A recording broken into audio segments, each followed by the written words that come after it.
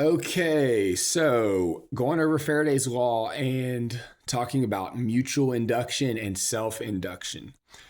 Um, so there's some things we need to go over first to really grasp this what I'm about to talk about.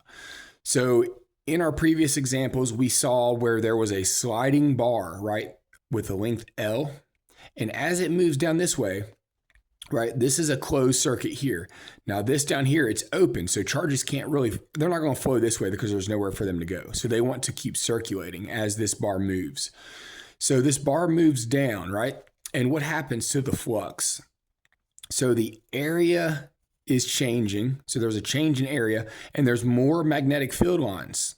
So if you remember from Lenz's law, what happens? You want to produce, right, opposing magnetic field lines. And then you ask yourself, which way would the voltage have to go to produce those field lines? So if it's coming up using the right-hand curled rule, the voltage would be counterclockwise. Okay. Now so we're not going to be using in the sliding bar situation because because there's only one ring here, right? But if there's situations where there's more than one coil, right? There's more than one loop. That's when you use in. But looking at this, we see that the induced voltage is equal to the change in flux over change in time, which is equal to, right, the change in magnetic field times area times cosine of theta over change in time. Okay, and then from this, we derived in the previous video that the induced voltage for this situation is negative magnetic field strength times the length of the bar times the velocity of the bar.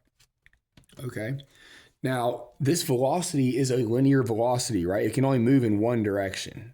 Okay, so what happens if we start to have a loop? Right? So like you can see here, this is a loop. And then as it moves down, this is the loop, right? The loop's area gets bigger. Now here, the area doesn't change and this magnetic field is going to be staying the same strength. So here the magnetic field was also staying the same strength. The only thing that was changing was the area. So here, the area of the ring stays the same, the magnetic field stays the same, but it's going to be spinning now. So we can look at it like this, right? We can look at this formula to explain this phenomenon, or we can rearrange it in such a way to get a new formula that describes it in a different way, that describes the induced EMF. So looking at this, this is a ring that's laying down. So here is its area, and this is the area vector. The area vector always points off of the sheet, right? Okay, so you can see as this thing turns clockwise, right? So it's turning clockwise, right? This sheet, the area vector, right? It was 90 degrees with the magnetic field. Now it's getting smaller, okay? Now you can see how this thing's turning and it's standing up straighter. Remember, this is magnetic field, this is area vector, magnetic field, and it's standing up, so it's still rotating this way. Now, eventually it stands straight up, and when it stands straight up, that's when the most magnetic field lines can pass through it. Okay, now we're going to relate this spinning motion to this motion over here.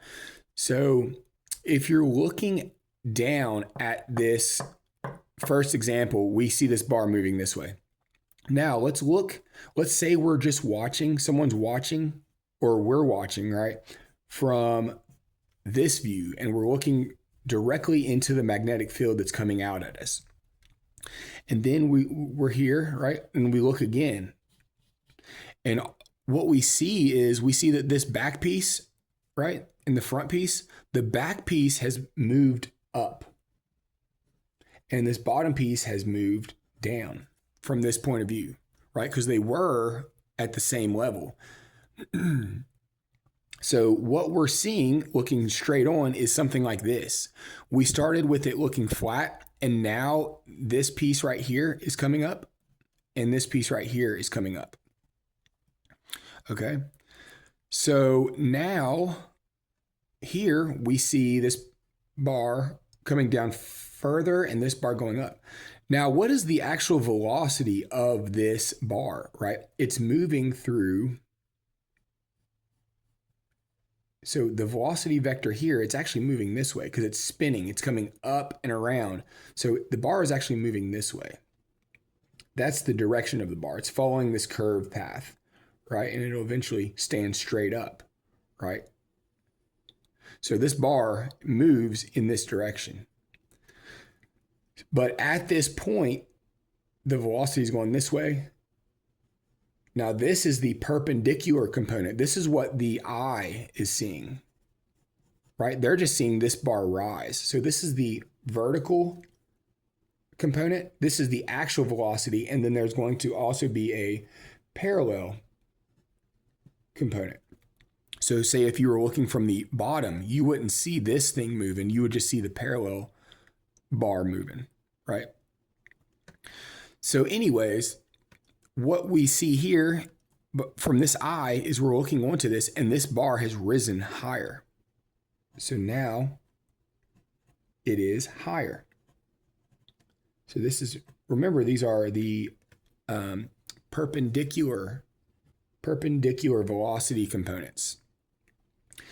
Okay, so I need to go over this real quick. This over here was induced voltage is negative BLV, and V was linear. Now down here it is induced voltage equals negative BL. Now we have a midline here.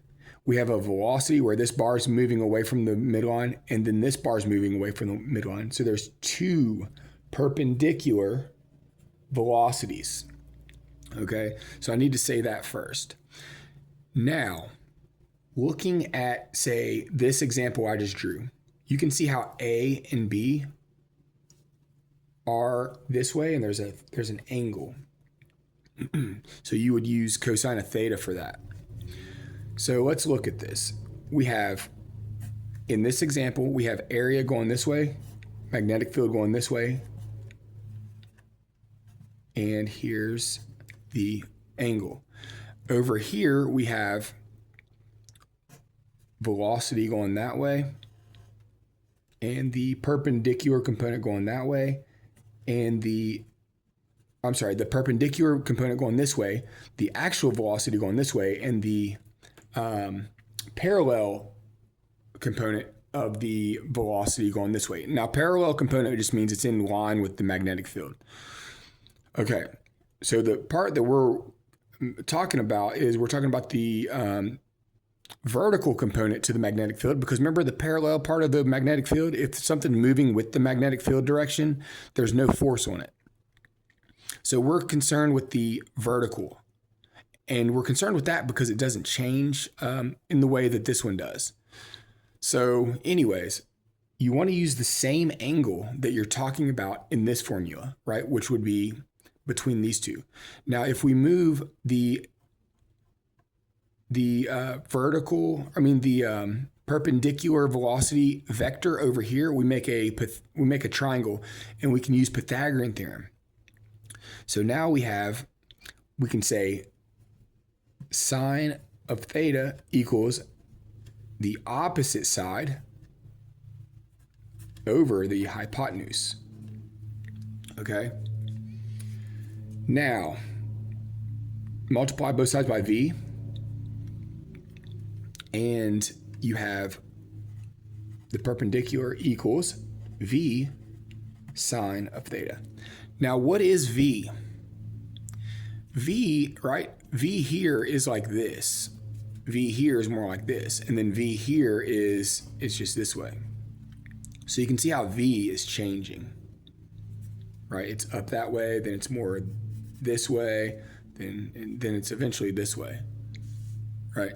So V is changing and it's following a curve path. So V is also described as the angular velocity times the radius. And the radius is from here to here. As this bar spins around in a circle, right? The velocity of this bar is omega r. Okay, so one more thing. When we're dealing with a circle, right? When we're dealing with a circle and we start here and a bar moves around, right? It moves all the way around. Here's its radius and it moves all the way around. So how fast it spins around once is its angular velocity.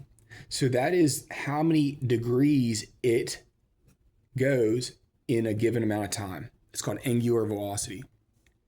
So looking at this formula, we also know that theta equals omega times t. So we replace sine of theta with omega t. So this becomes, all right.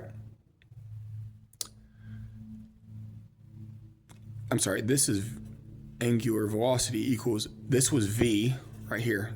This is v, okay? So now let's look at this formula here.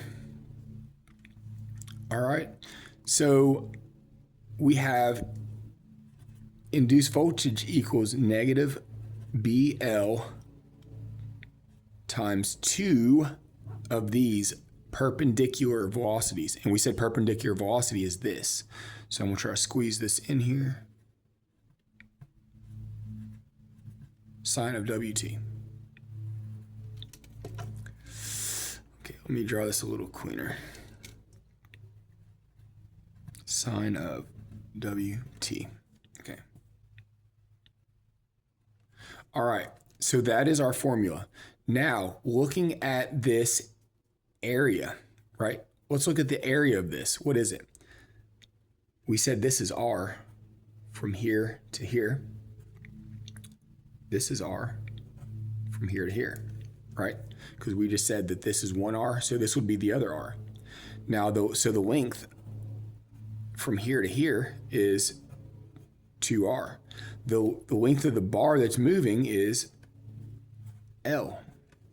So we have L and 2R. Now the area is this length times this length. So 2R times L is area. So we have 2RL. And so we're going to replace 2RL. We can take those away and just put an A in there.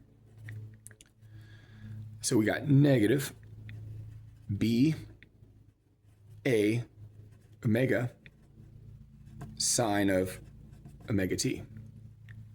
Now, since this is not a sliding bar like this thing can have multiple rings. So we would say the induced voltage, which all of these are induced voltages, is equal to negative NBA sine of omega t. So that is your formula. That is the same thing as this. It's just described differently. Okay? All right. So talking about, now this is where there's a lot of confusion because no one really knows how to explain this. So here's a transformer, right? One side has a battery, okay? The other side does not have a battery, okay? So this side, when it shoots current in this coil, it's using Ampere's law. Ampere's law. So as the current goes this way, right? So this is an alternating current. So it'll shoot current this way faster and faster, and then it'll slow down, and then it'll start to switch directions, right? And it'll shoot it faster and faster, and then it'll slow down, and then it'll switch directions. So the current will be going like this, fast, slow down, and then it'll speed up the other way and slow down. And so that's the behavior of an alternating current battery. Okay, so we have the primary current over here. So now let's look at this. The battery has a voltage. Now the voltage in the formulas you see is not the battery's voltage. Whenever you see voltage in mutual induction and self-induction, you're talking about an EMF that is produced in the inductor, right? The coil. So, and remember, an EMF is the electric field through the coil, right? Remember, so keep those in mind. So let's just see what's going on. Step one, the alternating current battery is pushing charge this way. Now we're using Ampere's law to describe what happens. Charge is speeding up, so it's coming around clockwise. So the thumb is pointing down, right? The thumb is pointing down if you use your right hand rule. So that means that the magnetic field that the solenoid produces goes this way, right? It's going to go this way. Now, there's also going to be a back EMF going the opposite way. So here, let me draw this strong. This one's strong, right? So as the current increases, right, the magnetic field, this magnetic field gets stronger and stronger. And what happens when a magnetic field gets stronger and stronger through a coil? There's a back EMF produced, which induces a back magnetic field, an induced magnetic field the opposite way. Okay? But you see how the battery is stronger than so the voltage from the battery is stronger than the voltage produced by the flux going through this. Okay? So remember that this net magnetic field will come up through here. And it will start to do what? Increase this way. Now over here, there's no battery. So this is under the influence of a changing magnetic field only. So over here, remember, if the magnetic flux increases, then there will be an EMF and a current inside of this wire to produce an opposing magnetic field. So this wire over here is going to create a current this way, right? The opposite way, because it's an induced current. This one right here wants to produce an induced current, but the battery is overpowering its ability. So what happens over here is this magnetic flux increases, right? It increases and gets stronger and stronger. And so this side wants to produce an opposing magnetic field. Now it's going to be through here. I just drew it to the side. It's going to want to produce a opposing magnetic field. This magnetic field is being produced from this side. This magnetic field is being produced from this current that will be induced in this voltage. So the current over here, the secondary current, will be going the opposite way to try to produce this. Okay. Now, you don't necessarily need to know all of this stuff. I'm just explaining this for clarification, because really it's going to get into the formulas and it'll be simpler. I'm just describing the phenomenon that's going on. Okay, so then when the alternating current starts to slow down, right? Because current gets pushed this way and then it starts to slow current down. So at first, when current is increasing, it's producing a magnetic field this way, and there's an induced magnetic field going the opposite way. So I drew it like this. Here's the magnetic field being produced by the battery's current using Ampere's law. This is the back or the induced magnetic field that's being produced from Faraday and Lenz's law. Okay. So we see over here at first, step one, current goes from small to bigger to max. Okay. And we have this that's being produced by the battery. Now over here, we also have this magnetic field that's coming through here and it's growing. So then the current gets induced in such a way that it produces this magnetic field. So over here, it's going to grow and grow and grow and grow to try to oppose the changing magnetic field that's going through it. Okay. And over here, this is being produced by the battery. The current's being produced by the battery. The battery's pushing the current this way. Over here, the current is being induced by the EMF only, the induced EMF, right? Which we write like this. The induced EMF is what's creating current over here, and it will light this light bulb.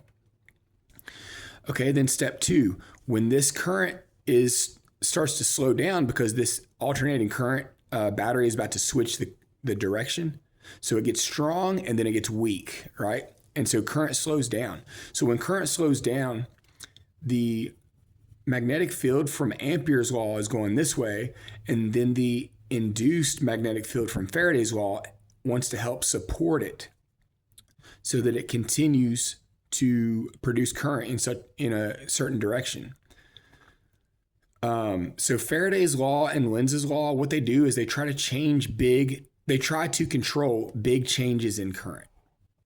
Okay. Now over here, when the magnetic flux is getting weaker going through here, what happens? The induced magnetic field wants to help push it that way to sustain change in current. But here's the thing. It reached I max. Now, right, this thing's opposing it. So the induced EMF will be in the opposite way, which will slow the current down. So what I'm saying is that the current over here, as it increases over here equally. And then over here, as it decreases equally. But it has to do with these changing induced magnetic fields and induced EMFs. Now remember, induced magnetic fields are the magnetic field lines that go through, and the induced EMF is the voltage through the wire. Remember, voltage is electric field times distance. So it's the electric field through the wire. Okay. Now we have these formulas here.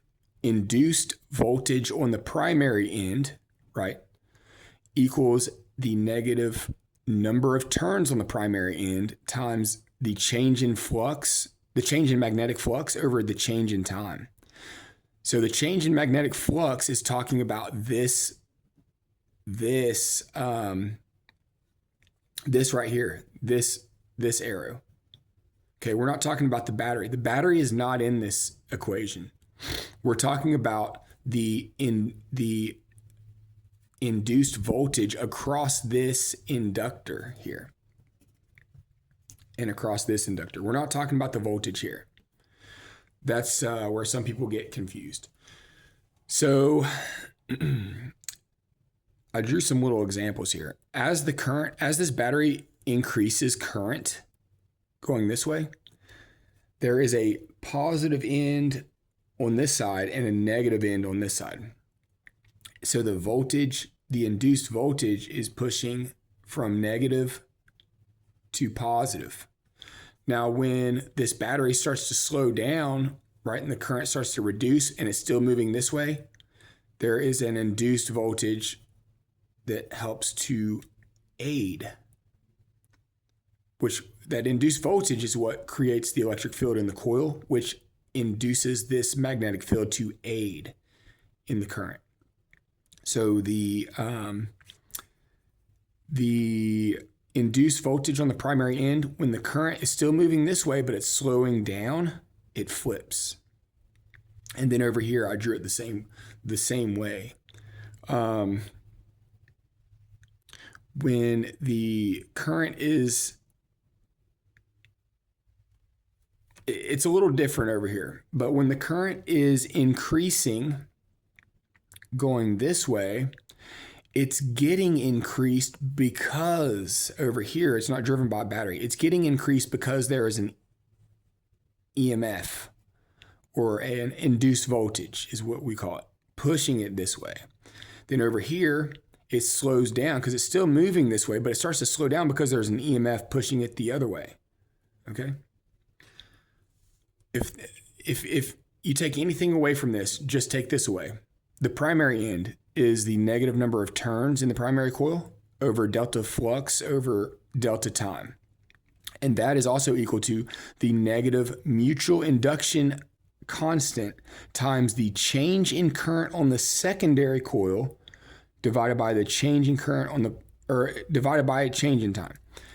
Okay, and then induced voltage on the secondary side is equal to the negative number of turns times the change in flux, because the change in flux for this and this are the same, because we're talking about the magnetic field that gets induced and the EMF that gets induced from the top to the bottom of the coil, right? So that will be equal to the negative number of secondary turns times the change in flux over change in time, which is equal to negative mutual inductance constant times the change in the current on the primary side divided by the change in current, divided by time. Okay.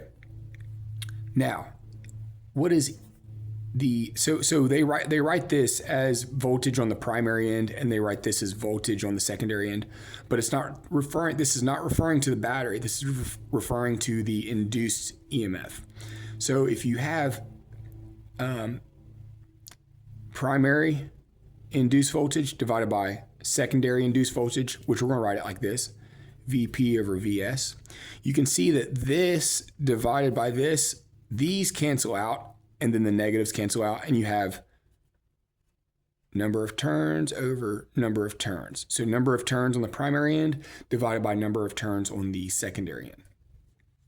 Okay, now what is the power in these coils? Remember, power equals current times voltage. So here it's going to be current in the primary end times voltage in the primary end, which is equal to current in the secondary end times voltage in the secondary end. Now, dividing both sides by VS, we got VP over VS. So VP over VS equals IS divided by IP. So IS over IP. So you can see the relationship here. These are directly proportional and these are inversely proportional. So this is the formula you'll be using for transformers. So hopefully that makes some sense. Now, lastly, let's talk about self-inductance, which is what was happening over here. This is self-inductance right here. What we saw here. So this is what happens in self-inductance. So here we don't need number of turns like 1 or 2 because there's only one, we're talking about one coil. Okay. So instead of using the M that I showed on the other side to represent mutual inductance, there is a letter L we use for self-inductance. So it's a self-inductance constant. And what it relies on is the geometry of the coil itself. So the geometry of the coil will determine how fast, right? It'll influence the rate that the EMF can occur in it. So I wrote that right here. Self-inductance L is a property of geometry that influences the rates that the EMFs can occur within it. And we'll see what that means in just a second. So now I'm looking at these two equations or expressions. We're setting these expressions equal to each other, right? So first of all, we can divide out the -1. We can divide both sides by -1, and we have N delta flux over delta time equals L delta current over delta time. So both sides, we can multiply both sides by delta T, so they'll cancel out. So then we have N delta flux equals L delta I. So divide both sides by delta I, right? It goes away on this side. And we have self-inductance is equal to the number of turns times the change in flux times the change in current. Now, let's rewrite this. So we're going to show how this self-inductance is a variable that describes how fast an induced voltage can occur based on the geometry of a coil. So we have L equals N, number of turns, times change in, what is change in flux, right? It's BA cosine of theta over, not time. We already canceled those out. Over delta I. Okay, so looking at this, cosine of theta, this thing's not spinning. There's nothing spinning, so cosine of 0 degrees is just 1, so that'll just go away. We got L equal, we got L equals N, okay? Now, this is going to be change in magnetic field times area, because the area doesn't change, over change in current. Now, what is the magnetic field produced in a solenoid? If you remember, it's mu sub naught I times N over L. Okay, now we're going to use here, since I isn't a constant, because it's a changing, we're going to replace this with delta I. So that's what's changing, is the current. So we got L equals N times, okay, so we said delta B is this. There's the delta. The delta symbol gets prescribed to the I. So we got mu sub naught delta I N over L times area over delta I. So delta I's cancel out.